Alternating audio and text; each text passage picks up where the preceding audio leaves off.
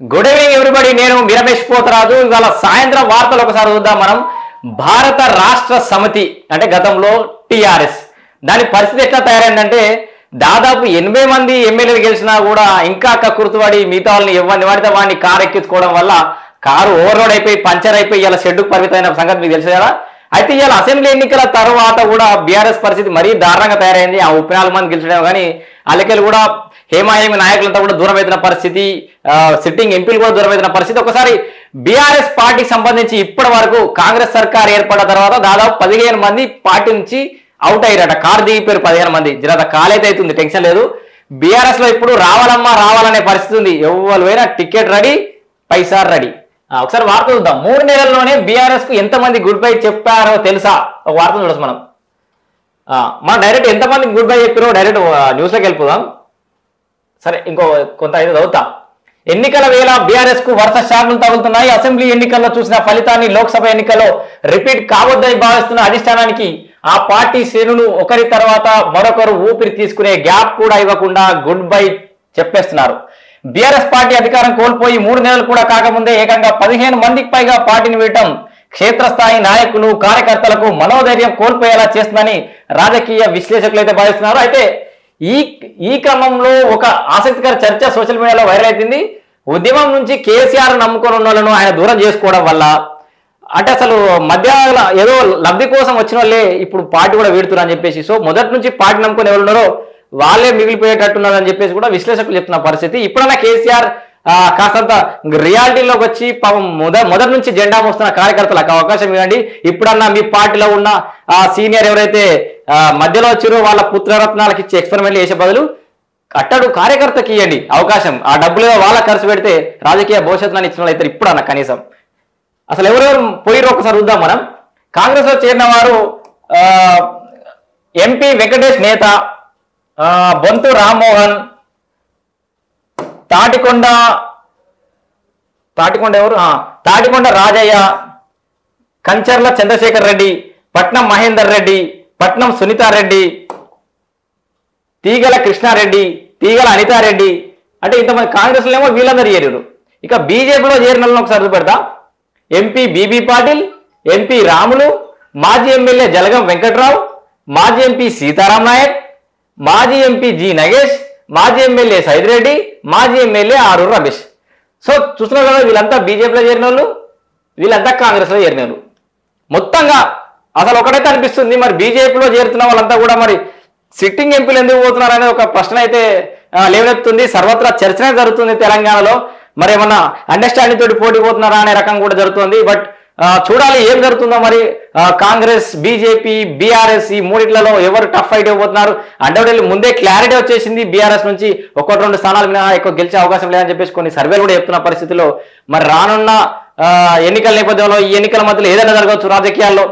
Last minute లో ఒక నెల, ఒక 5 రోజులు 10 రోజులలో కూడా ఏదైనా సమీకరణాలు మారే అవకాశం ఉండొచ్చు, ఏదైనా అద్భుతాలు జరగవచ్చు, ఒక్కసారి వన్ సైడెడ్ గా ఓటింగ్ మారే అవకాశాలు కూడా ఉంటాయి. కాబట్టి మనం ఇప్పుడే తొందరగా ఒక కంక్లూజన్ రావడానికి లేదు. ఇక దీంతో పాటు ఇంకొక వార్త చూద్దాం మనం.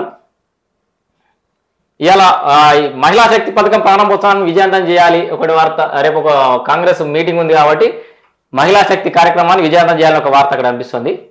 మహిళా శక్తి పథకం ప్రారంభోత్సవాన్ని విజయం చేయాలి. ఈరోజు ఇందిరమ్మ ఇళ్లకు సంబంధించిన పథకాన్ని కూడా కాంగ్రెస్ పార్టీ భద్రాచలంలో లాంఛనంగా ప్రారంభించింది. అయితే ఇక్కడ ఒక పెద్ద ట్రోలింగ్ అనేది స్టార్ట్ అయింది రేవంత్ రెడ్డి మీద. దాని గురించి ఒకసారి చూద్దాం మనం. ఓకే, యాదాద్రిలో బట్టికి అవమానం, స్పందించిన కాంగ్రెస్ ఎమ్మెల్యే. అసలు ఏం అవమానం జరిగింది ఒక్కసారి చూద్దాం మనం. ఇగో పొద్దు నుంచి అందరూ చూస్తారు కదా, నేను విషయం చెప్తానండి. ఇక్కడ ఓవరాల్ గా కట్ చేసి ఇక్కడ మన కొండ సురేఖక్క కూడా కొంత హైట్ తక్కువ ఉన్న చీరలో కూర్చుంది. ఇక్కడ కింద కూర్చోబెట్టారు అని చెప్పేసి రాత్రి వార్తలు చాలా వరకు అయితే అసలు యాక్చువల్ అయితే అక్కడ కింద కూర్చోబెట్టలేదు. ఇట్లా టేబుల్స్ అరేంజ్ చేస్తే దాంట్లో అనుకోకుండా మంత్రులు కొంతమంది కూర్చోగా మన జనరల్ గా ఎక్కడికైనా పోతే మన దోస్తులంతా అసలు కులం అనే ఫీలింగ్ ఎక్కడ వస్తుంది? ఈ ట్రోల్స్ రాజకీయ లబ్ధి పొందాలనుకునే వాళ్ళు మాత్రమే ట్రోల్స్ చేసిన పరిస్థితి. ఏంటంటే గతంలో ఇంకా మీ గురించి చెప్తా ముందుగా ఈ విషయం అయితే ఎక్స్ప్లెయిన్ చేస్తా. 4 వేరు ఫటాఫట్ ఎవరికంతలో వాళ్ళు కూర్చుంటా ఉంటే ఒక ఇంత సేమ్ కింద మన ముందట ఉన్న టీపై లాంటి ఒక చైర్ ఒకటి మిగిలింది. అక్కడ ఇక్కడ ఈయన కూర్చున్నాడు, అక్కడ మన కొండ సూర్యకి అక్క కూర్చుంది. జస్ట్ కొంచెం హైట్ లో తేడా ఉంది కుర్చీ, కానీ అసలు సముచిత స్థానం అంటే సమానమైన కుర్చీలు కాదని గమనించాలి జనాలంతా కూడా. దళిత బిడ్డకు ఉప ముఖ్యమంత్రి పదవి ఇచ్చిండు, దళిత బిడ్డకు ప్రజాభవన్ లో ఒక బిల్డింగ్ ఇచ్చిండు, దళిత బిడ్డను స్పీకర్ చేసింది ఈ కాంగ్రెస్ ప్రభుత్వం. మరి గత ప్రభుత్వం ఏం చేసింది, దళితులకు ఏం చేసిందని ఒకసారి ప్రశ్నించుకోవాలి. దళితులకు 3 ఎకరాలు వాయ్, దళితులకు ముఖ్యమంత్రి పదవి పెట్టివాయ్, అసలు దళితులకు అప్పుడెక్కడుంది ప్రియారిటీ అని అడుగుతున్నా. ఇగో అప్పుడు ట్రోల్ చేయని వాళ్ళంతా ఇప్పుడు ట్రోల్ చేసిన పరిస్థితి. దళితులు అంతా కూడా ఒకసారి ఆలోచించాలి. ఆర్ఎస్ ప్రవీణ్ కుమార్ గారు కూడా దాన్ని ఏమంటారు ట్విట్టర్లో పెట్టిండు. ప్రవీణ్ కుమార్ సార్కి చెప్తున్నా ఒకటే, మీరు మేధావి బాగా చదువుకున్న వాళ్ళు, తెలంగాణలో విద్య కొంత ముందు పోవడానికి మీ వంతు కృషి చేసిరు, గురుకులాలు అవి ఇవి బాగా డెవలప్ చేసిరు, యువత కూడా రాజకీయాలు రావాలని ప్రోత్సహించారు. సరే రాజకీయ లబ్ధి కోసం మీరు ఎవరితో పొత్తు పెట్టుకుంటారు, రాజ్యాధికారం కోసం మీరు ఏం చేసినా తప్పలేదు, దాన్నే మేము ట్రోల్ చేయట్లేదు. కానీ ప్రజాక్షేత్రంలో మీరు అక్కడ రైతులకు నీళ్లు రావట్లేదు, ప్రజాక్షేత్రంలో ఏ రైతుల పక్షాన ఏ భూనిర్వాసితుల పక్షాన ఎవరి పక్షాన ఓట్లాడుతారో ఒకసారి చెప్పాలి. మీకు సంబంధించి అక్కడ ఇక్కడ ప్రెస్ మీట్ పెడుతున్న వాళ్ళనే చెప్పాలి కనీసం. దీన్ని సమర్థించుకోండి. తెలంగాణ వ్యాప్తంగా నీళ్లు రావట్లేదు, ప్రాజెక్టులు కట్టినప్పటికీ కూడా నీళ్లు రావట్లేదు, రైతులు చాలా ఇబ్బంది పడుతున్నారు. ఒకసారి వాటి గురించి సమాధానం చెప్పండి. ఆర్ఎస్ ప్రవీణ్ కుమార్ గారి పక్షాన మీరు ప్రెస్ మీట్లు ఎవరైతే పెడుతున్నారో మీరే మాట్లాడండి. మరి ఎక్కడ మల్లన్న సాగర్కి వచ్చారా, రంగనాయక సాగర్కి వచ్చారా, అన్నపూర్ణ రిజర్వాయర్ దగ్గరకు వచ్చారా? ఇప్పుడే అందుతున్న వార్త అన్నపూర్ణ రిజర్వాయర్ దగ్గర అదే ఊర్లే దాదాపు 800 ఎకరాలు 80 ఎకరాల వరకు వరి పంటని అంటుపెట్టేసిరట. నీళ్ళు అంతలేవని చెప్పేసి అగ్గిపుల్ల గీకి మంట పెట్టుకున్న పరిస్థితి. తెలంగాణలో ఈ దుస్థితి ఎందుకు వచ్చింది ప్రశ్నించాలి మీరు. ఆర్ఎస్ ప్రవీణ్ కుమార్ లాంటి వాళ్ళు బయట న్యూట్రల్ గా ఉండి గత ప్రభుత్వం కేసీఆర్ ప్రభుత్వం మేడిగడ్డ లాంటి ఒక ఈ ఫెయిల్యూర్ ప్రాజెక్ట్ తీసుకొచ్చి అక్కడ అది కన్నం పడడానికి కారకులయ్యారు, నాణ్యత లోపించింది, అటు వాళ్ళని విమర్శించాలి. ఇప్పటికి కూడా రిపేర్ చేయట్లేదు, రాజకీయ పబ్బం గడుపుకుంటున్న కాంగ్రెస్ విమర్శించాలి. ఒక పెద్దన్న పాత్ర పోషించి అది ప్రాజెక్ట్ రిపేర్ అయ్యాలో చూడి నీళ్ళు వచ్చి రైతులకు బాగుపడేలా చూస్తారా? మీరు పోయి వాళ్ళ సంకల్ని ఏరుతిరి. ఇవాళ మళ్ళా మా దళితులకు ప్రియారిటీ లేదని ఫోటో తీసుకొచ్చి పెడుతున్నాం. ఎక్కడ దళితులకు ప్రియారిటీ లేనిది? ఎవరి పాలనలో? దళితులకు అందరూ కూడా అర్థం చేసుకుంటున్నారు, మేధావులు అయిపోయారు అందరూ, అంతా ఆగమే లేదు ఇవాళ రేపు. ఇక ఈ 2 వార్తలతో వాటికి ఒక వార్త చూద్దాం మనం. ఇప్పుడు మన ఒక పెద్ద మనిషి గురించి చెప్తా. ప్రభుత్వ ఆసుపత్రికి తాళం, వరండాలోనే ఆడబిడ్డకు జన్మనిచ్చిన తల్లి. ఏడైది? ఓ నిండు గర్భిణి అర్ధరాత్రి పురినొప్పులతో ప్రభుత్వ ఆసుపత్రికి ప్రసవం కోసం వచ్చింది. అక్కడ ఆసుపత్రికి తాళం వేసి ఉండడంతో ఆరుబయటే ప్రసవమైన సంఘటన వెల్దుర్తి మండలం ఆదివారం చోటు చేసుకుంది. వెల్దుర్తి గ్రామానికి చెందిన తాటి సృజన పురిటినొప్పులతో అర్ధరాత్రి 12 సమయంలో ఆసుపత్రికి రాగా డ్యూటీలో ఉన్న వైద్య సిబ్బంది లేక తాళం వేసి ఉండడంతో ప్రసవ వేదనతో బాధపడుతున్న సృజనను చూసి కుటుంబీకులు గత కొద్ది రోజుల క్రితం ఆసుపత్రిలో పనిచేసిన నరసమ్మ వద్దకు వెళ్ళగా ఆమె వెంటనే స్పందించి ఆసుపత్రి బయటే ప్రసవం చేసింది. అయితే సోమవారం కూడా 3 గంటల వరకు డాక్టర్ రాలేదని బాధితులు ఆగ్రహం వ్యక్తం చేశారు. జిల్లా కలెక్టర్ స్పందించి వీరిపై చర్యలు తీసుకోవాలని బాధితులు కోరారు. జిల్లా కలెక్టర్తో పాటు ఇప్పుడున్న ప్రభుత్వంతో పాటు గత వైద్య ఆరోగ్య శాఖ మంత్రి కూడా దీంట్లో పాత్ర ఉంటుంది.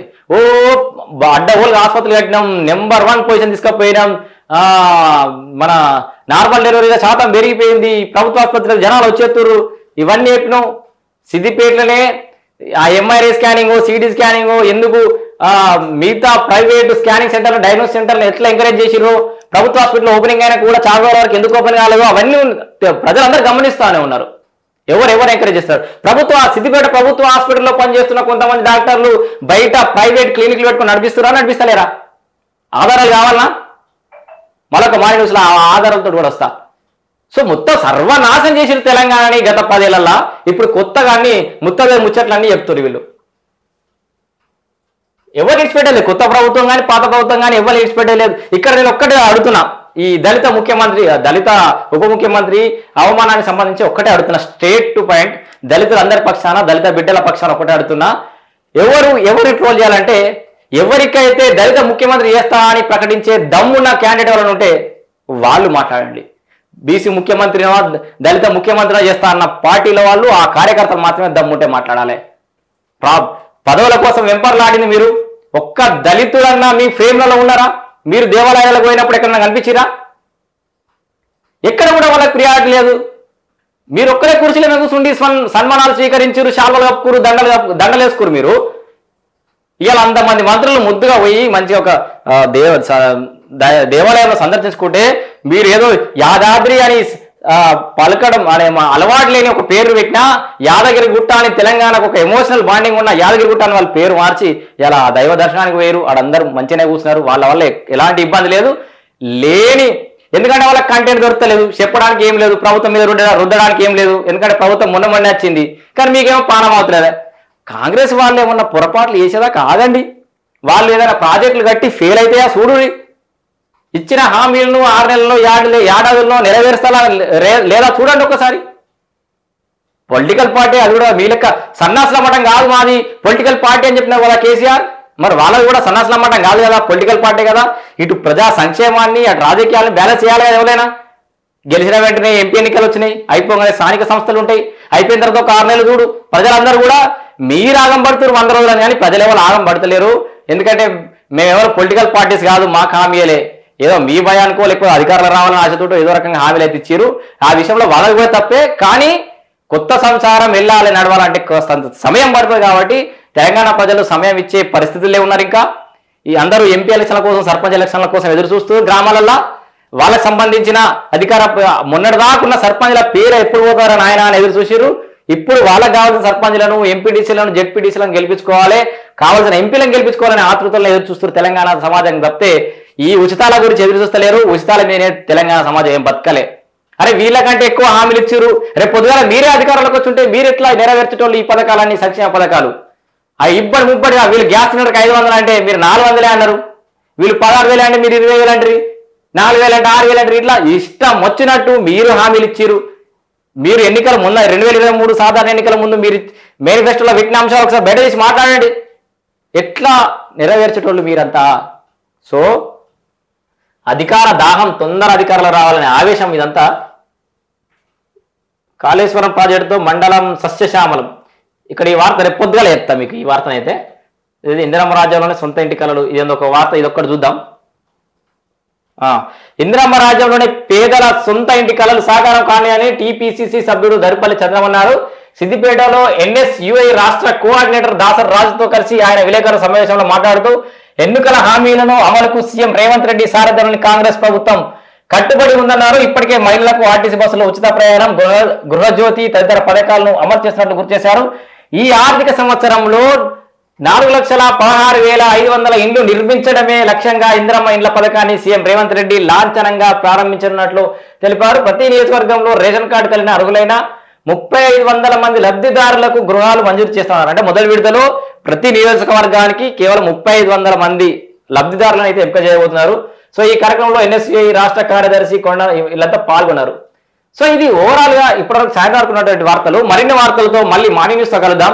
Until stay tune. ఇది వార్త. నేను రమేష్ పోతరాజు.